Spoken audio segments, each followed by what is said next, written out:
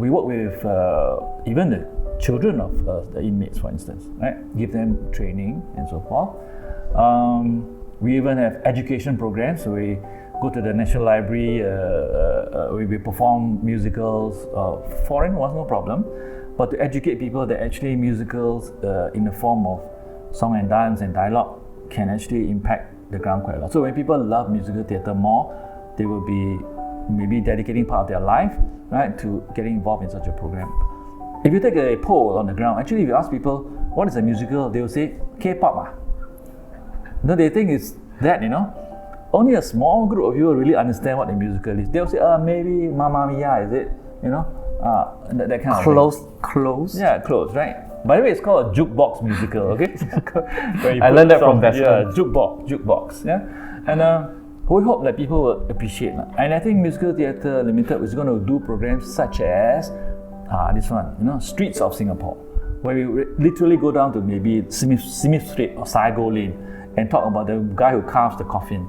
And then he talks his life, or the pork seller in Tanjong Pagar Market and what his life is all about. We can do a song and dance about that, So these are little things that we can do, but they will involve society and will make living in a country like ours a bit more meaningful.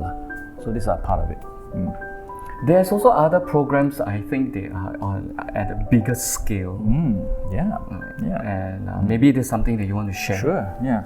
Because I think they say that if you just do things so-called at the community level, eventually your art form also becomes very community, and then after a while it becomes unattractive.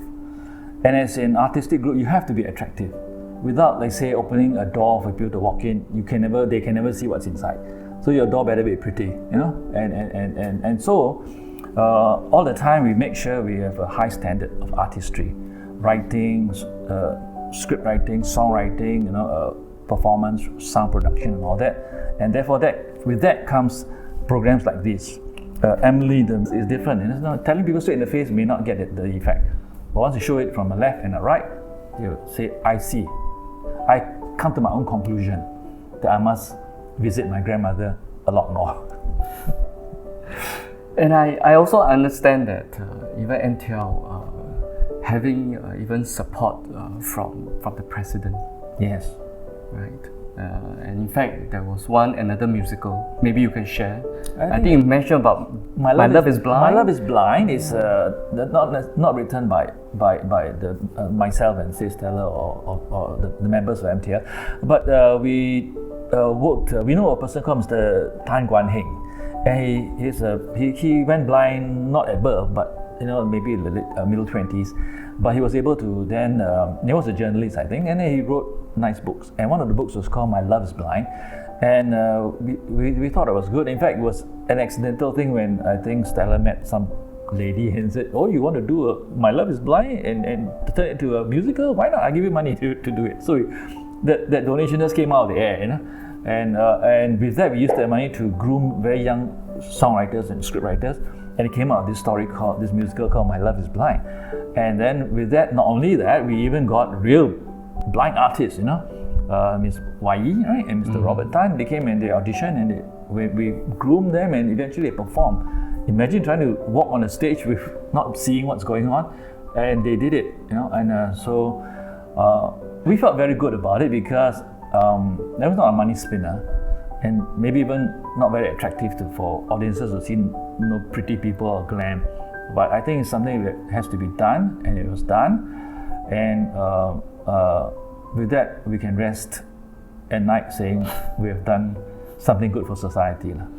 So with this, I want to do a shout out for MTL, in the sense that if you have stories, or if you think that you have a story that can be shared, and especially to really produce it into a musical, to really reach out to a wider audience, then MTL and Desmond will be the one that you will be approaching. Yeah. So that to really use music, now not only just music, acting, dancing, and of course staging, and singing, to really reach out and send your organization message to a wider audience. Yeah. And of course, we hope that this one even can go further and go beyond Singapore. Yeah, when you say your organization, what you mean to say is that maybe a big corporation, feel that they want to contribute to society, and on the basis that a direct message may not be as effective as an indirect message, right? So they may say, okay, Musical Theatre Limited, would you like to do us something? We have a corporate social responsibility program, and I want to reach out to, let's say, children who are, maybe neglected by their parents or whatever. And why don't you do a show for them? Then we work together with the corporation and come up with a story, and then we go in and work in children's homes or places that that children need attention, and then many other areas to work on. Homeless people, or people who are even hawkers who are suffering or having challenges selling food. We can even do stories about hawkers and focus on them. And because in our society in Singapore, you do need the financial resources to engage the right professionals to do certain work. And if the corporation can see the light and understand that they can actually they're busy making money and doing good for society, that's great, I keep doing that. But there are people like us who will take the time to use your support and go and do something good for society.